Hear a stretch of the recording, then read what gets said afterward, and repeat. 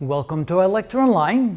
By the time we reach 100 meters up in the atmosphere, about 330 feet, you can see that the central band of the main bending mode of carbon dioxide has absorbed just about all the radiation that it can. There's now zero transmittance all the way through very cleanly between about 16 and 14 micrometers. There's a little bit of transmittance right here on both sides before then we reach the next harmonic peaks of the next quantum mechanic bending mode.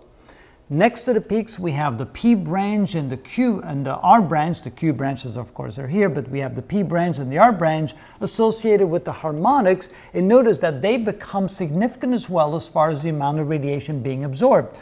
Notice the transmission is now down to about 40% at the peak of the second harmonic here, and we can see that it's down to maybe about 25% transmission at the peak of the R branch on the right side. So notice, not only does all this radiation become absorbed, there's virtually zero transmittance, we can see that now the next harmonic, the P branch and the R branch are becoming significant regions where the radiation is absorbed as well, which means that the band at which carbon dioxide becomes effective at an elevation of 100 meters, you can see that much of this radiation is now being absorbed as well, and the transmittance is starting to go close to zero on both sides, widening this region in which the transmittance of space from radiation from the Earth is virtually going to be zero.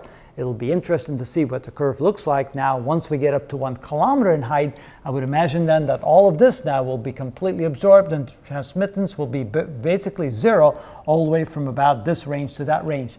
Let's take a look in the next video if that's indeed the case.